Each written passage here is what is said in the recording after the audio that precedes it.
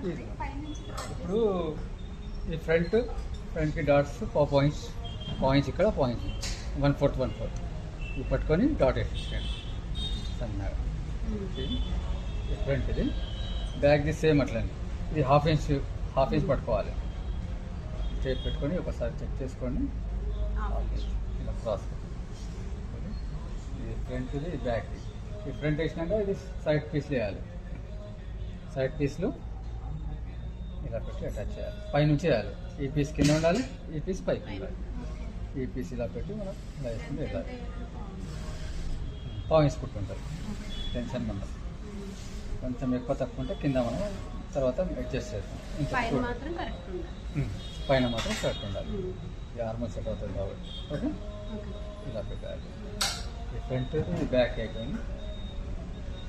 హ్యాండ్స్కి కింద పైపింగ్ వేసుకొని పట్టేసి మలిపేయాలి. క్రాస్ తీసి స్ట్రైట్ పీస్ వేయచ్చు. క్రాస్ వేసుకుంటే మన క్రాస్కి పైపింగ్ సన్నగా వస్తుంది. క్రాస్ అయితే కొంచెం లావు అవుతుంది. అందుకే సన్నగా చేసి వేయచ్చు. ఇది తిరగదు, ఇది ఆగిపోయాలి. ఇప్పుడు ఈ పట్టీలు ఇంత ముందు పట్టీలు కావాలి.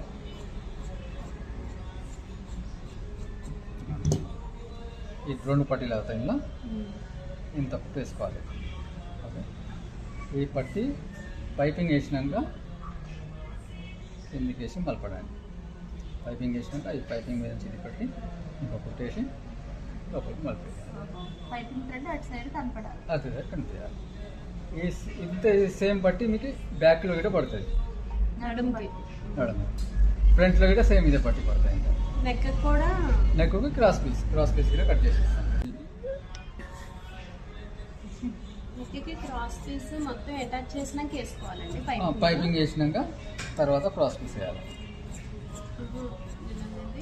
ఇప్పుడు ఫ్రంట్ బ్యాక్ హ్యాండ్స్ అవన్నీ అటాచ్ చేసినాక పైపింగ్ వేయాలి. పైపింగ్ ఎప్పుడు వేయాలంటే మనం ఫ్రంట్ రెడీ చేసుకుంటాం, బ్యాక్ రెడీ చేసుకుంటాం కదా, షోల్డర్ అటాచ్ చేస్తాం. షోల్డర్ అటాచ్ చేయగానే నెక్కి పట్టి వేసేసినాక తర్వాత హ్యాండ్స్ దానికి వేసుకోవడానికి కుదరదు. ఈ డిజైన్ నెక్ ఉంటే రెండింటికి సపరేట్ వేసుకోవాలి. మామూలుగా అయితే ఇప్పుడు మొత్తం ఫ్రంట్ బ్యాక్ అటాచ్ చేసిన తర్వాత షోల్డర్ అటాచ్ చేసుకున్నాక వేసేయాలి. ఇదేలే, నువ్వే తీసుకో. ఈ పట్టీలు ఎక్కువ మనం మొత్తం ఒకటేసారి అన్ని జాయింట్ వేసుకొని ఈ పట్టీలు స్ట్రైట్ పట్టీలు ఒకటేసారి పట్టీ చేసుకుంటే మీకు అన్నింటికి వచ్చేస్తుంది. ఏమైనా తక్కువ అయితే మళ్ళీ అటాచ్ చేసుకోవచ్చు. క్రాస్ పీస్లో